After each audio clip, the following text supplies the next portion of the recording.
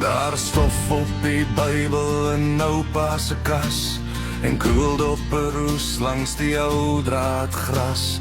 Die windpomp sing nog dieselfde refrein van manne wat baklei het vir grond en vir pyn.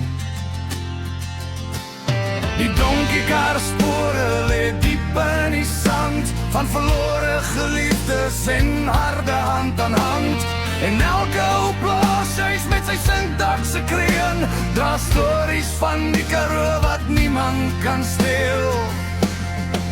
En as die son sak oor die vlaktes vanaand, hoor ek stemme uit die stof weer my naam. Karoo, oh, jy brand nog binne my soos vuur in die nacht. Tussen kokerbome en die stilte wat wag. Karoo, oh, jou spoke loop saam in die maan se lig. Ou boere gebede teer die hemel gerig. En van die wêreld wat hy wil vat, hier leer my hart nog tussen klip en pad.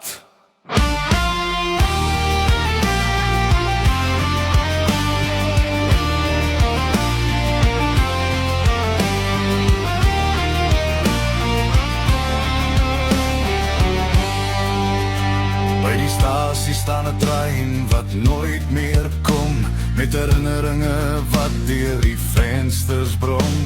Die tannies op die stoep drink moer koffie laat en praat oor die dae toe die wêreld nog saak maak.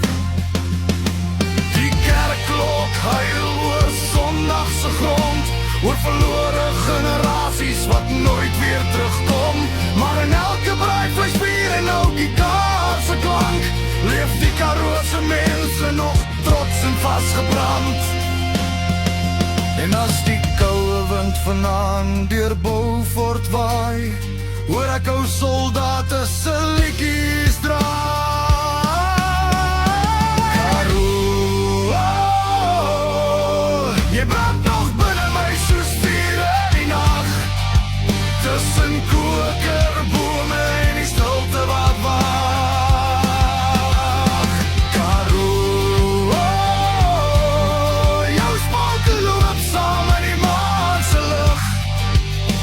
Ou boere gebede teer die hemel gerig. En al waar die wêreld wat hy wil vat, hier lê my hart nog tussen klip en pad.